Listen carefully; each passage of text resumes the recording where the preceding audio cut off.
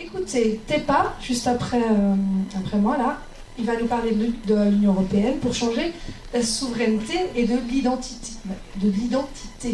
Donc ça garde un léger suspense, on ne sait pas exactement ce qu'il va se dire. Et moi, ça m'intéresse. Ensuite, on aura Sébastien Poirier, donc je vous ai dit tout à l'heure, qui est athlète, prof d'équitation. Et qu'est-ce qu'il a fait encore? Il est engagé dans la mobilisation générale et dans Nuit debout. Il a 5 initiatives à nous présenter. C'est ça, hein, pour sortir de l'état de dictature dans lequel on est. Et puis pour finir, Éric Fiorilles nous parlera du référendum populaire du 2 avril, qui est prévu le 2 avril de cette année. Donc je rappelle qu'il a initié le coup d'état civil le 14 juillet 2015, fondateur du Conseil national de transition français, et qui est inventeur de la démosophie. Moi j'aimerais en savoir plus sur la démosophie. Voilà. Est-ce que j'ai oublié quelque chose? Non? Alors on y va. Tepa, c'est à toi. Bonjour à tous. Donc, déjà, je voudrais commencer par remercier les organisateurs de la manifestation, avant d'oublier, parce que je pense que c'est très bien de votre part d'avoir ce genre d'initiative, de rencontres, de pouvoir discuter, échanger. Et ça, c'est certainement peut-être une nouveauté aussi en France, de pouvoir ouvrir les débats, puisqu'on est dans un pays où malheureusement il est de plus en plus difficile de s'exprimer sur certains sujets. Et on est dans ce que je pourrais appeler une espèce de criminalisation de la pensée. En tout cas, on est dans un monde très orwellien où celui qui sort des clous, celui qui n'est plus conforme à la doxa, qui n'est plus dans l'idéologie dominante, en fait, est, pour le coup, tiens, je vais reprendre un terme de novlangue, est stigmatisé. Hein. C'est un terme qu'on aime bien entendre à longueur de temps. On stigmatise tout le monde, et je pense que finalement les plus stigmatisés, ce sont ceux qui ne se conforment pas à cette pensée unique. Et pour ce qui est justement des sujets que je voulais aborder, pour ma part, c'est l'Union européenne, la souveraineté, l'identité. Parce que ce sont 3 sujets qui sont finalement interconnectés les uns avec les autres. Alors l'Union européenne, je ne vais pas revenir sur tout ce qu'a dit Régis, et effectivement, mais c'est plutôt remettre une couche et remettre un peu d'huile sur le feu, parce que je pense que c'est vraiment le cœur. En France, ce débat sur l'Union européenne, il avance. Je ne peux pas dire qu'il n'avance pas, puisque je suis obligé de constater que même dans les grands médias, aujourd'hui, quand on voit des hommes politiques ou des personnalités qui viennent parler de ce sujet-là, on en est quand même, en 2016, on arrive à leur poser la question, est-ce qu'il faut sortir ou pas de l'Union européenne? C'est déjà, mon Dieu, on a avancé. Il y a quelques années encore, je prends témoin si loin, puisque je se connais depuis l'époque de l'UPR, et je veux dire qu'à l'époque, il y a quelques années, c'était même impossible, c'était inenvisageable. Rien qu'évoquer ce sujet, c'était quelque chose qui paraissait complètement impossible. Avec ce qui s'est passé, évidemment, du Brexit, ça a réveillé des esprits. Je pense qu'on est dans une phase où maintenant les gens pensent que oui, il y a une possibilité effectivement de sortir de cette Union européenne. Et pourquoi sortir de l'Union européenne? Voilà, peut-être que certains vont dire un peu, faire mon Asselineau, je suis monomaniaque de l'Union européenne, mais effectivement, quand on commence à comprendre en fait comment le pays, comment on a délégué en fait l'ensemble de nos pouvoirs, l'ensemble de toute notre souveraineté dans tous les domaines en fait à cette institution, on voit bien que le problème politique de la France, c'est que rien ne pourra se faire si on reste dans cette institution. Parce que c'est elle qui prend toutes les décisions, il n'y a aucune démocratie, il n'y a aucune consultation populaire, et en plus de ça, on l'a bien vu, l'Union européenne déteste les consultations populaires, puisque quand il y a des référendums en Europe, on voit les réactions des élites, c'est tout de suite de nous dire « Ah ben non, il faut enlever les... » On a parlé même d'interdire les référendums en Europe, tellement il y a eu plusieurs déclarations de dirigeants européens qui ont dit « Mais l'Union européenne, il ne devrait même pas y avoir de référendum sur l'Union européenne. » Pour eux, c'est une hérésie de base, parce que l'Union européenne, c'est l'alpha et l'oméga de ce qui est bon pour le pays. Or, toutes les personnes ici, je pense que vous êtes vraiment éclairés pour pouvoir venir voir une conférence un dimanche après-midi. Je pense que vous avez compris que c'était quand même le cœur nucléaire de ce qu'il fallait changer. C'est-à-dire le grand changement politique, je pense, que les Français ils attendent depuis longtemps, bah, ça passera avec la rupture avec cette organisation. Et ça ne peut être que par là, parce que tous les gens qui vous parlent d'Union européenne, et pour une fois dans les élections qui arrivent, aussi bien présidentielles que législatives, je pense que c'est un sujet qui va être abordé. Ce n'était pas le cas il y a encore 5 ans, à la dernière élection, l'Union européenne était vraiment mineure. Aujourd'hui, on ne peut pas se passer, en tout cas on ne peut plus occulter ce sujet-là. Et pour cause, c'est que si on est dans une élection, on va choisir, entre guillemets, bien sûr, des représentants. Ces représentants, on voit bien qu'il faut qu'ils aient quand même un pouvoir. Et celui qui, si on s'intéresse vraiment, comment se définit ce pouvoir, quel est son domaine d'action, on voit bien qu'il n'appartient pas, en fait, aux institutions françaises. Elles sont soumises à des dictats européens, à des commissaires européens, voilà, en politique militaire, en politique économique, en politique financière, en politique sociale, parce que ne pas oublier, je voulais rappeler que quand même quand on parle souvent, en ce moment on parle beaucoup des migrants et du problème de la crise migratoire, mais c'est lié à l'Union européenne aussi. Il ne faut pas oublier que l'Union européenne, c'est celle qui impose les règles du jeu. On ne choisit pas, nous, les règles du jeu. Le Schengen, qui est voilà, une espèce d'espace sans frontières, parce que je pense qu'il y a un objectif, hein, bien sûr, dans cette Union européenne, on le sait, c'est de casser les nations, d'anéantir les nations pour créer ce qu'ils appellent, d'ailleurs le mot est bien choisi, un espace, hein, c'est-à-dire un espace, finalement, si on y met ce qu'on veut, un espace. Un espace, c'est un terrain libre. Et ce terrain libre, ben, évidemment, il passe par le fait que si on veut que cet espace puisse exister, il va falloir éliminer ce qu'il y a à l'intérieur de cet espace. Et le seul frein, en fait, à l'Union européenne aujourd'hui, bah, ce sont les nations, ce sont les frontières. Et c'est pour ça qu'il y a cette obsession du sans-frontiérisme, avec les conséquences qu'on a vues sur la crise migratoire. Mais on s'est réveillé il n'y a pas longtemps, quand il y a eu les attentats de Berlin, on a vu que les terroristes auraient pu traverser toute l'Europe comme ils voulaient. Et on avait encore des journalistes pour s'étonner, mais comment on peut traverser l'Europe comme ça? Il n'y a pas de frontières. Donc à un moment donné, c'est soit on sort de ce dogme du sans-frontiérisme total et de cette Union européenne, ou alors on continue, mais on ne peut pas se plaindre, en tout cas on ne peut pas s'étonner que quelqu'un, même un terroriste, il puisse circuler comme il veut dans cet espace justement où il n'y a pas de frontières précisément. Donc moi je pense que c'est très très important cette question de l'Union européenne, et tous ceux qui nous racontent qu'on va changer l'Europe, parce que à chaque fois évidemment que vous abordez des sujets, il y a toujours qui disent oui mais non mais sortir, etc. On vous parle d'apocalypse, on joue sur les peurs, j'adore ce mot de jouer sur les peurs, alors que ceux qui jouent sur les peurs, pour moi c'est le camp d'en face, parce que c'est le camp d'en face qui ne cesse de vous dire attention mais si vous sortez il va se passer ça, si vous sortez ça va être ça, etc.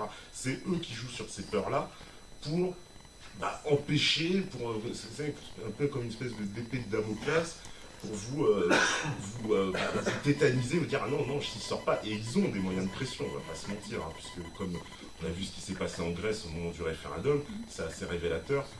On a coupé tous les accès bancaires. Il y avait quand même une pression phénoménale sur la Grèce. Même si Tsipras n'est pas allé peut-être au bout de sa logique, et on peut lui reprocher certainement plein de choses par rapport à ce qu'il avait prévu, mais on voit bien qu'il faut quand même admettre qu'il est confronté aussi à une pression politique phénoménale, et il était complètement isolé, complètement seul, puisque les autres dirigeants européens, pour le moment, ils ne sont pas du tout sur cette ligne-là. Donc on voit bien que cette Union européenne, elle est pour moi l'objet de nos mots. Et les principaux. Alors c'est peut-être pas tout, comme disait tout à l'heure Thierry, il y a des bonnes choses, évidemment, peut-être dans l'Union européenne, comme dans toute chose, il y a certainement des avantages et des désavantages. Mais quand on fait le bilan, je pense que les désavantages sont plus lourds que les avantages. Et voilà, quand on doit trancher, on aurait plus d'avantages, effectivement, pour moi, à rompre qu'à rester dans cette Union européenne.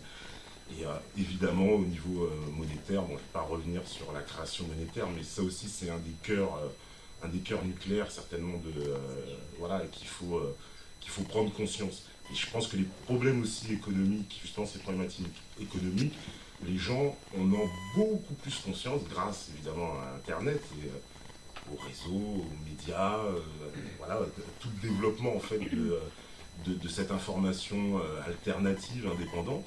Et on est donc avec des gens aujourd'hui qui ont beaucoup plus conscience de ces problématiques.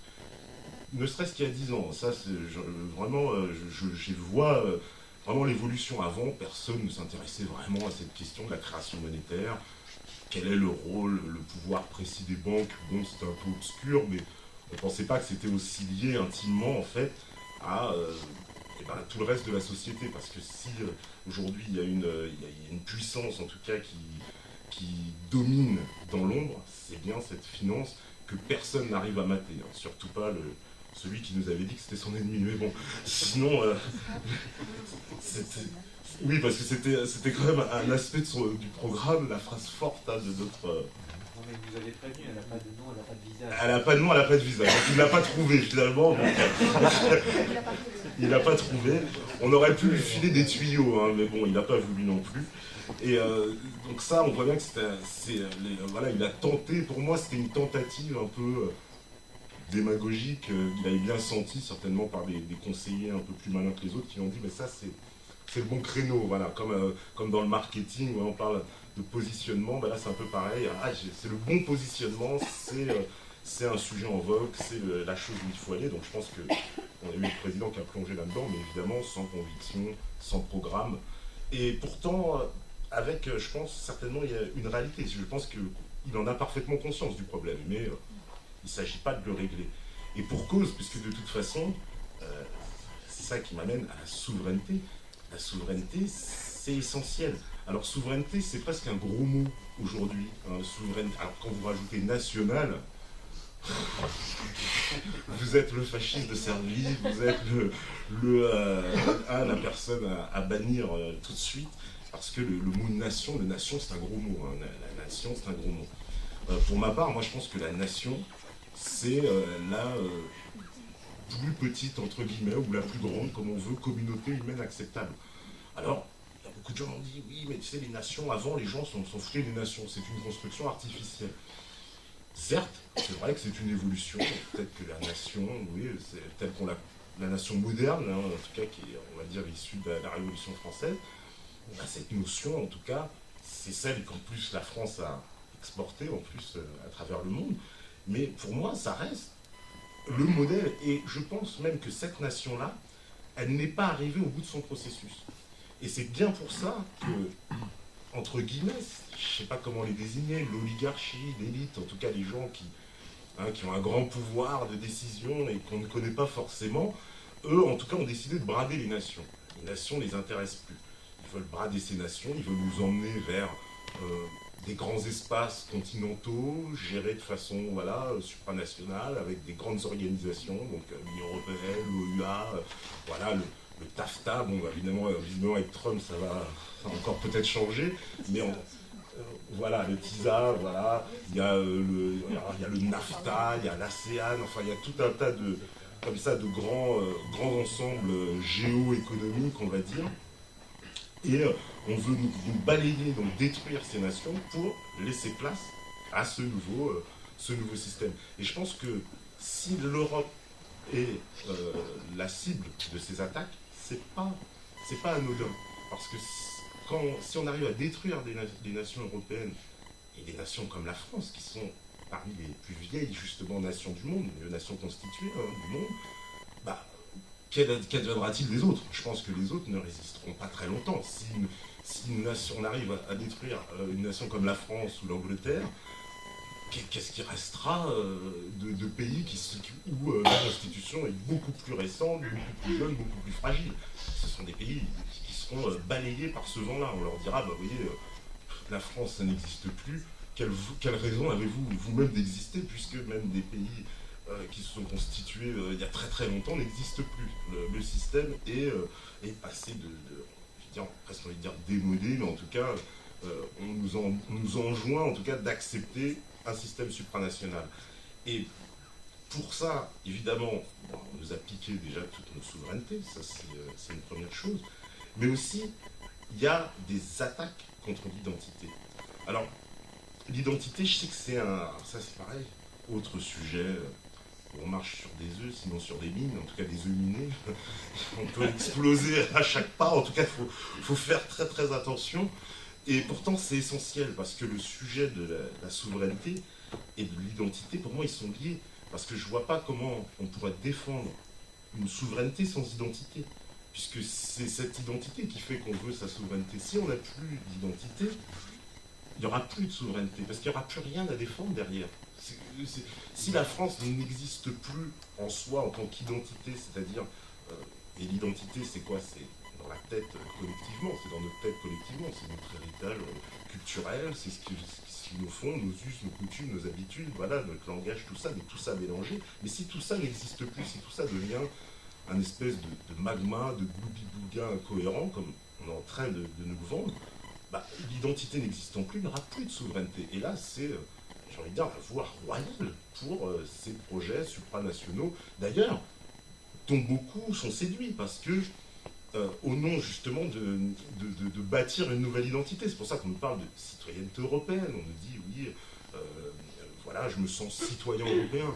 Je ne sais pas trop ce que ça veut dire d'ailleurs, parce que entre un letton, un serbe, un hongrois, un moldave, un allemand, bon, on habite sur le même continent, mais il y a quand même des énormes différences, et on veut tout nier. Donc tout ça, évidemment, tout ça n'existe plus, on vous parle d'un Européen, alors évidemment, ça nécessite évidemment de balayer l'histoire aussi, hein, parce qu'il faut mettre l'histoire aux oubliettes, parce que sinon ça risque d'entraver le projet. Et je pense qu'on vit l'attaque claire en ce moment contre les identités, avec deux grandes notions pour moi qui vont s'affronter, à la fois des gens qui vont nous dire bah, l'identité finalement c'est quelque chose de vide, on y met ce qu'on veut, c'est comme cette bouteille, elle serait vide, et puis je peux y mettre du coca, je peux y mettre du jus, je peux y mettre de... Voilà, j'y mets ce que je veux, puis j'enlève le coca, je remets du vin, puis j'enlève, et puis je remets ce que je veux. Moi je ne pense pas que l'identité soit ça, au contraire. À partir du moment où tu as mis du coca, tu l'as identifié déjà. Ouais, mais, mais justement, oui c'est ça, mais toi tu veux mettre du coca, et puis madame elle veut mettre du jus, et puis lui il veut rajouter du grain de sel, et puis et à la fin ça donne quoi? Moi je pense que ça donne une solution imbuvable. Et c'est un peu ça, c'est qu'on a une identité de base, et cette identité, pour moi, non, on ne peut pas la brader, on ne peut pas négocier avec. Dire en France on parle français, on ne va pas se mettre à parler d'autres langues, nous dire ah oui c'est l'ouverture, etc.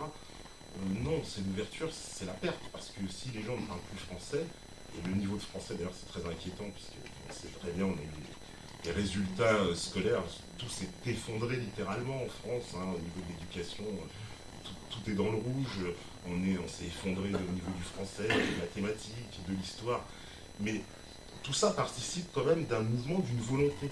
C'est pas anodin, c'est-à-dire qu'on voudrait souvent, j'ai l'impression qu'on nous dit c'est un peu, c'est le mektoub qui nous tombe dessus, on peut rien faire. Mais non, on peut faire quelque chose, non seulement on peut faire quelque chose, mais il n'y a pas de mektoub, c'est que s'il y a des attaques contre cette identité, s'il y a des pertes de cette souveraineté, c'est parce qu'il y a des gens qui œuvrent à ça. Ils œuvrent activement. Ils ont un projet. C'est pas les gens qui veulent détruire les nations européennes. Il y a un projet derrière. C'est pas on détruit puis non, c'est on détruit pour faire quelque chose. Et ce projet, il se profile depuis longtemps. C'est de nous expliquer, on va tous appartenir à un espace, en gros, hein, géré quand même par la puissance anglo-américaine, parce que c'est quand même elle qui est la grande puissance derrière. Et puis voilà, cette espèce d'espace qui ne voudra plus rien dire, d'ailleurs, où tout se ressemble, puisque son frontiérisme, espèce d'uniformisation qui est voulue, elle fait que vous allez vous balader à Paris, à Berlin, à Stockholm, je sais pas, à Zagreb, vous allez avoir les mêmes magasins, les mêmes choses. C'est exactement ce que veulent d'ailleurs ce qu'il appelle les mondialistes de droite.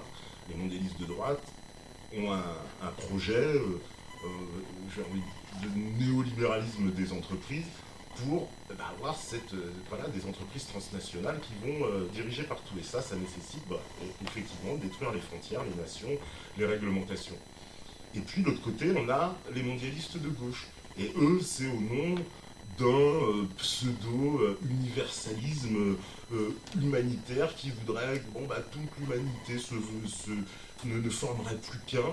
Et donc, au nom de cet universalisme de l'humanité, il faut aussi plus de frontières, etc. Et tout se vaut. Si demain, puisqu'on nous explique, voilà, j'ai vu encore la proposition de Benoît Hamon au primaire de la gauche qui nous dit je vais créer un visa humanitaire, c'est-à-dire en gros, celui qui voudra venir, il demande un visa et puis il vient.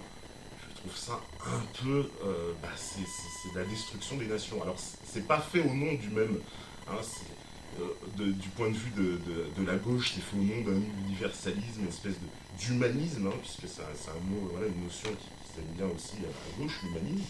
Et puis à droite, c'est fait au nom des politiques transnationales, des multinationales, de l'économie mondialisée, voilà. Et donc les deux marchent comme ça, voilà.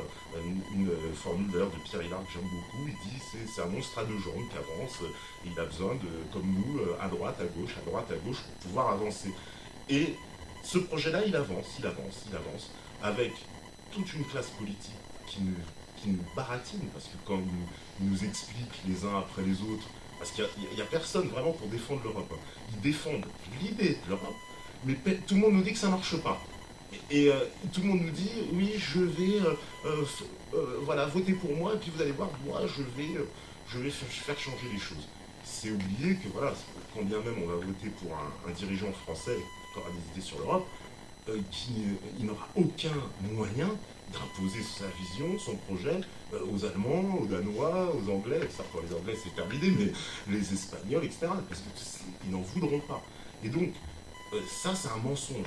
Et c'est le mensonge total de toute notre classe politique sur ces questions d'Union européenne, puisque même, on le sait, le Front National, qui est le plus, entre guillemets, enclin à parler de ces questions-là, n'a pas un positionnement clair. C'est-à-dire qu'ils n'arrivent pas clairement à nous dire, voilà, l'Europe, ça va faire ça. Donc, très récemment, on a vu qu'ils ont proposé un référendum sur la sortie de l'Union européenne, un peu à l'image qui s'est fait en Angleterre, mais c'est pas clair. Ça devrait être vraiment établi, nous disant, on va vraiment le faire. Alors je pense, comme tous les partis politiques, et je te rejoins un peu là-dessus, Sylvain, je suis moi aussi un peu hostile au parti. Alors, pour un ex de l'UPR, on me dira, oui, mais t'as été dans l'UPR. Oui, j'étais dans l'UPR. Je ne regrette pas du tout, d'ailleurs, car voilà. Mais l'UPR, pour moi, c'était un peu la dernière chance, d'ailleurs. Hein. C'était un peu, justement, le dernier parti, entre guillemets. Hein. Mais je ne crois plus au parti parce que la discipline des partis nous force aussi d'une façon à respecter un courant idéologique, et on n'a plus de liberté véritablement de parole.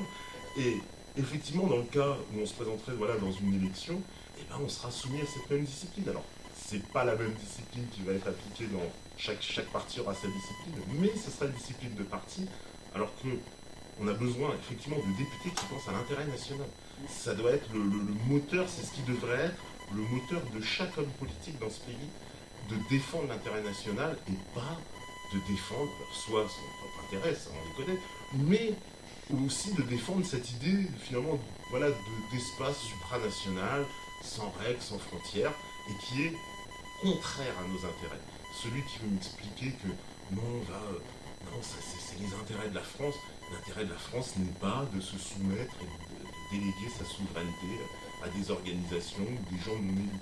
Je n'arrive pas à me convaincre de ça. Et pour preuve, c'est que si on prend le bilan de toute façon 30 dernières années, il est absolument catastrophique sur tous les points. Et même les tenants, les européistes les plus convaincus, n'arrivent même pas à défendre ce bilan. C'est pour ça qu'ils vous disent on va changer, on va essayer, on va faire une autre Europe, etc. Mais ce qui est par nature un mensonge, parce que le dirigeant européen, le dirigeant français ne pourra avoir aucun pouvoir pour échanger, pour avoir une influence, on va dire, sur ce qui va se passer dans les autres pays d'Europe.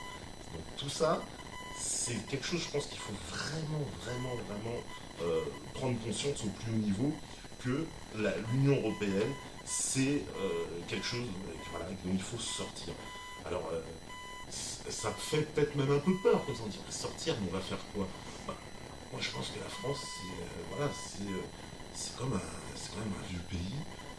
Je veux dire, on fait nos tartines tout seul. On n'a pas besoin de. Ça fait quand même. La France a plus d'existence que l'Union Européenne. Je pense comment on faisait avant.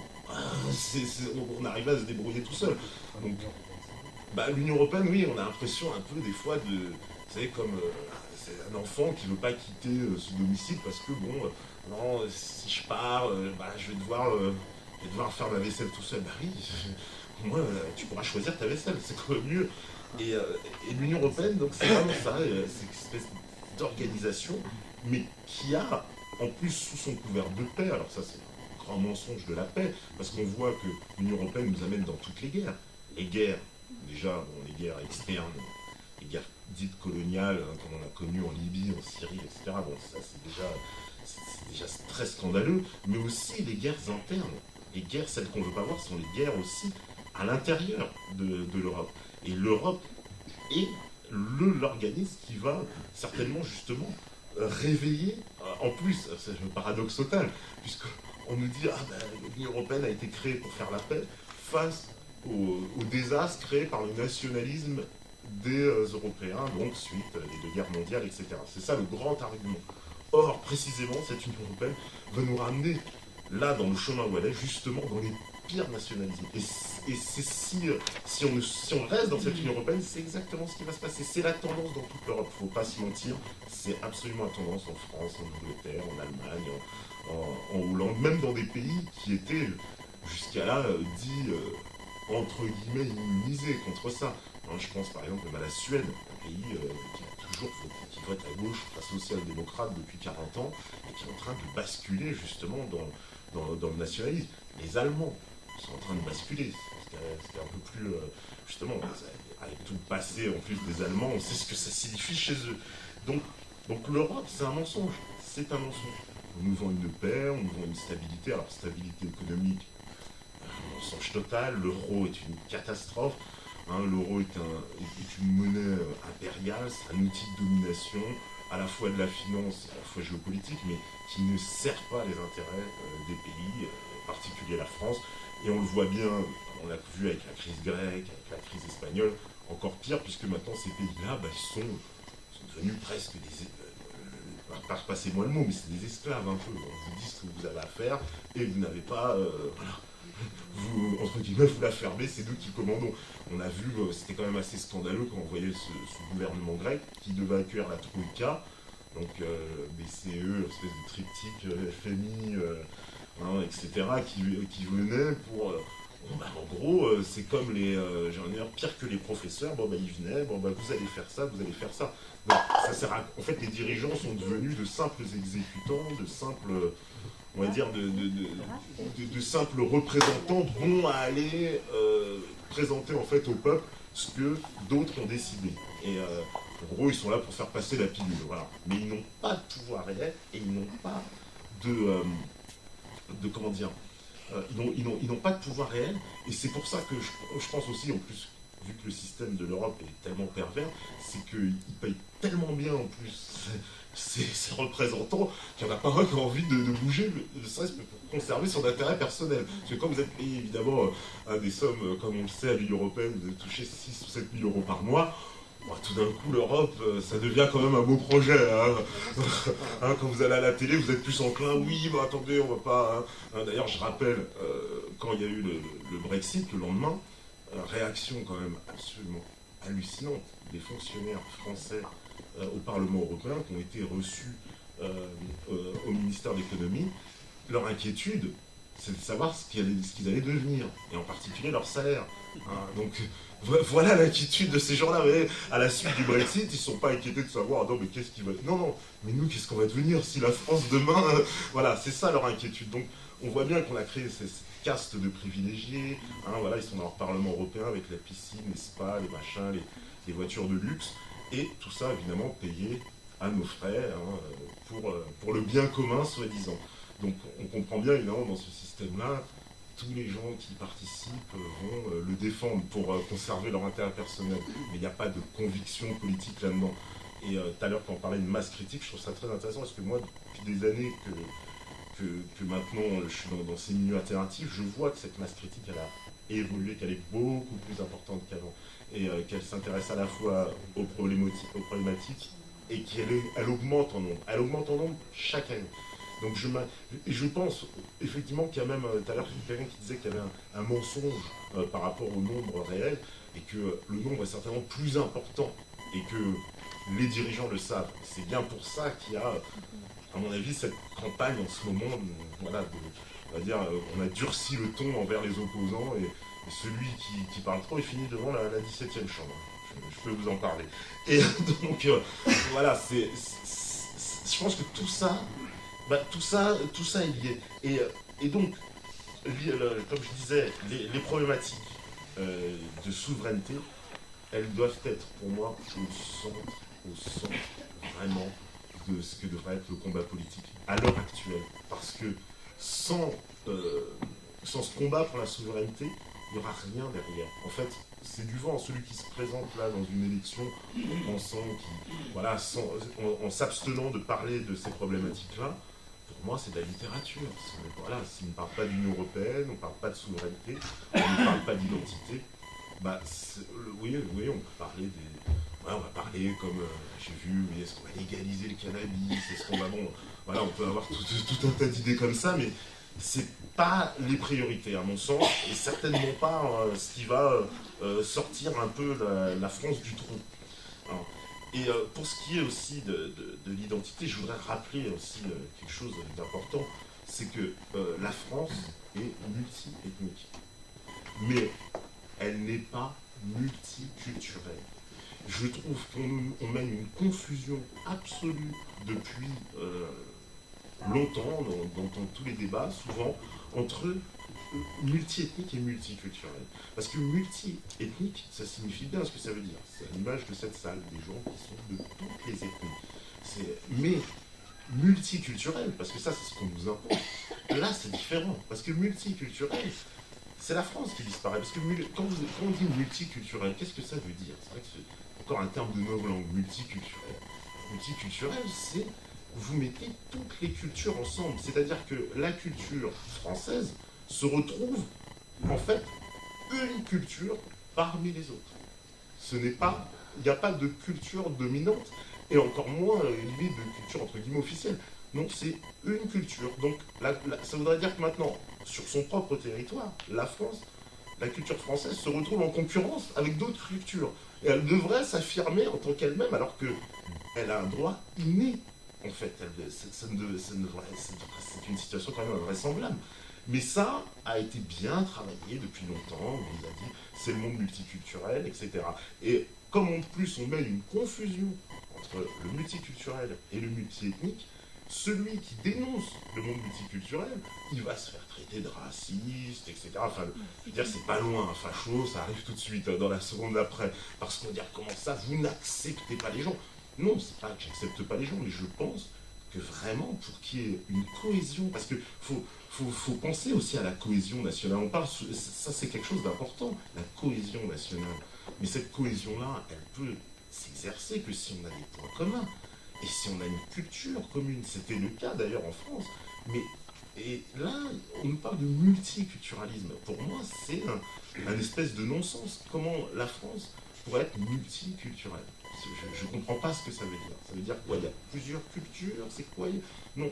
Pour moi, c'est un enfumage qui va dans le sens de la même destruction des nations, à la fois où on est attaqué sur voilà, le plan militaire, on est soumis à l'OTAN, le plan financier soumis à des grandes banques, le plan comment dire, de toutes nos politiques sociales ou quoi qui sont soumis à l'Union européenne, l'identité, de la même façon qu'en ouvrant ce multiculturalisme, et donc détruit cette identité spécifique pour, je le pense, in fine, nous faire accepter ce monde, justement, qui est en train d'accoucher sur ce monde mondialisé, multiculturel.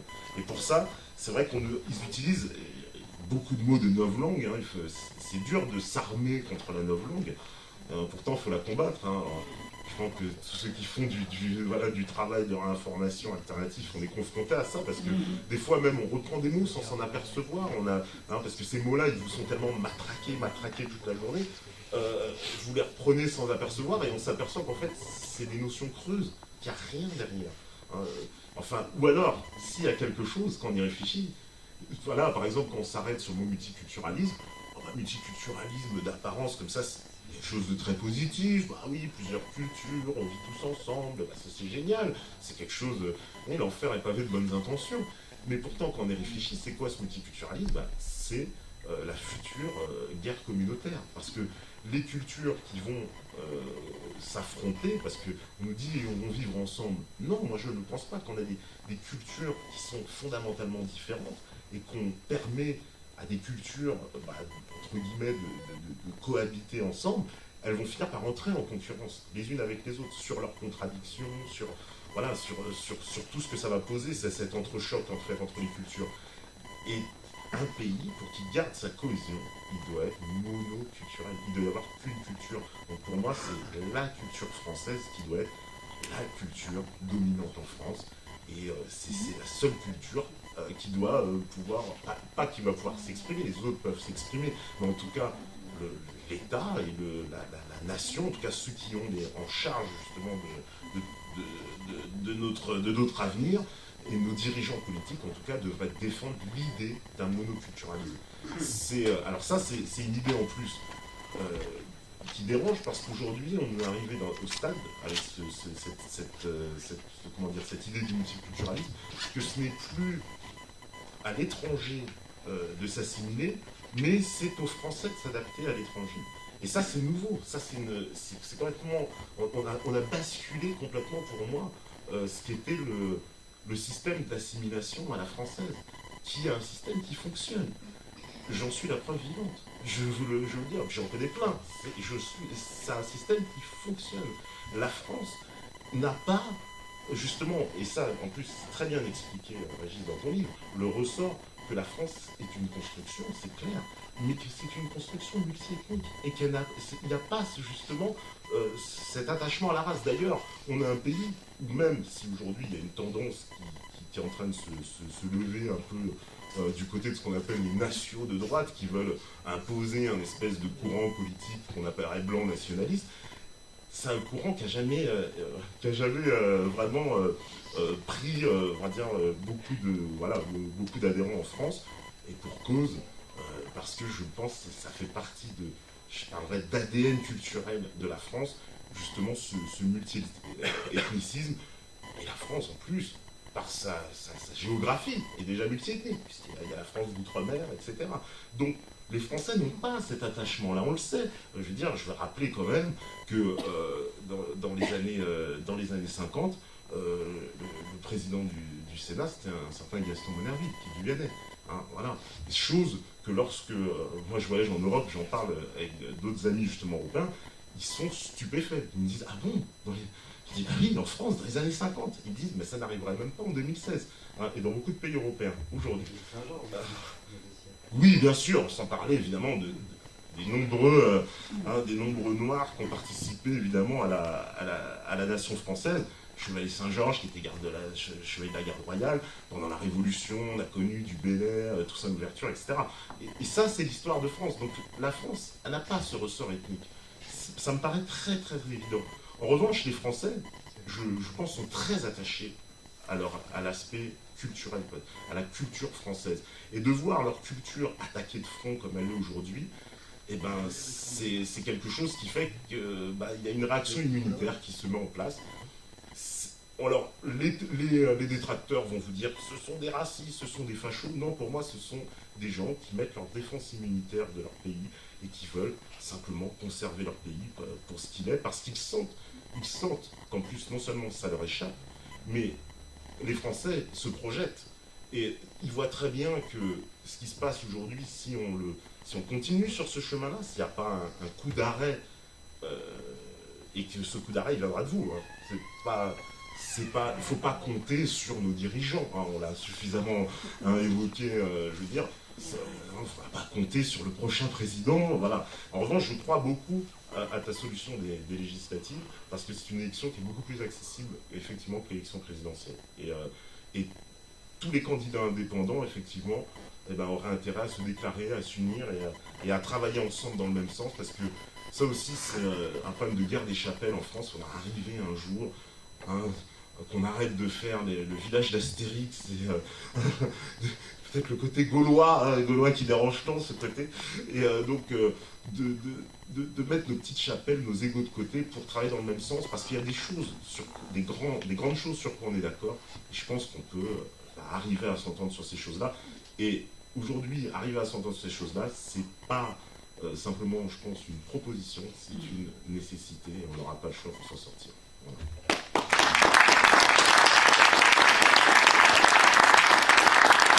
Merci beaucoup, Pépin. C'était complet aussi. Très très bien. Je passe le micro à Sébastien Poirier. C'est à toi, je te laisse expliquer tes initiatives. Une réaction de je vole le micro, Maître Wilfried Harris. Je suis désolé, mais je vais apporter une contradiction pour le moins violente.